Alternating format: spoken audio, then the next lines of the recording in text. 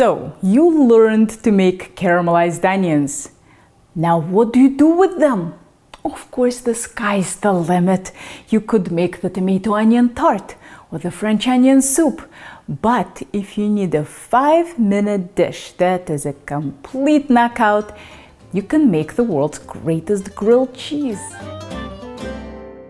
This dish happened completely by accident at the end of a ski trip about 12 years ago. We were trying to use up all the leftovers on our last day. These leftovers happened to be caramelized onions, cheese, apples, and nuts. I stuffed it all between bread and voila! I know what you're thinking. Well, wouldn't any cheesy thing taste good between bread? It certainly would, but there is something about this combination that withstood the test of time. No other grilled cheese combination I ever made before or after that lucky accident was quite as good. So yeah, this one's a keeper.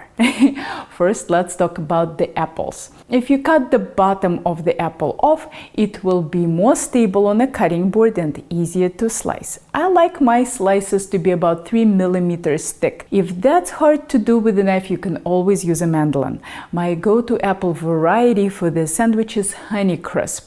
You can use other varieties, but make sure the apple has a firm texture and good balance between sweetness and acidity. Now let's talk about the pan. Stainless will work fine, but the dripping cheese might get a little stuck.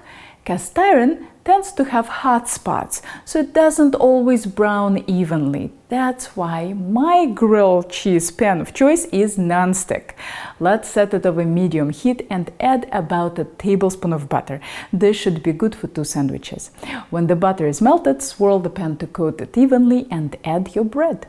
For grilled cheese, I like good rustic bread with a moderately open crumb. In other words, medium holes are good, but huge holes would be counterproductive because they let the fillings escape. Top the bread with caramelized onions. If you made them in advance, rewarm before using. The video for caramelized onions is linked below. I like to be very generous with my onions. I'd plan on roughly 1 medium onion per person. I know it doesn't look like a whole onion, but keep in mind that they shrink a lot during cooking. Sprinkle the onions with chopped walnuts or pecans.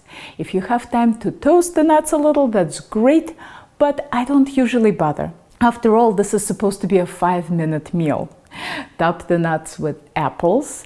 You might need to break them to cover the full territory.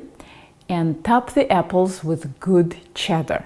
Not the pre-sliced stuff you get at the deli counter, but the crumbly aged stuff. My favorite one for this dish is Cabot brand Seriously Sharp cheddar. You can certainly find all the cheddars, but I don't think they're as good when they melt as Seriously Sharp Cabot. I try to slice my cheese the same thickness as apples. It's a lot thicker than the deli slices, which will give us plenty of that delightful gooiness. By the time you finish assembling your sandwich, the bottom piece of bread will likely brown nicely. If not, keep cooking until it does. Then pop the pan under the broiler just until the cheese melts, about a minute. If your pan has a handle that's not made out of metal, wrap it in a wet paper towel and then a piece of foil so that the broiler doesn't cook your handle. When the cheese melts, set the pan back over medium heat. Add another piece of bread on top. Have a teaspoon of butter ready for each sandwich. Flip it over, add the butter and place it back in the pan. Let's do the second one. Cook until the bread is nicely toasty and enjoy.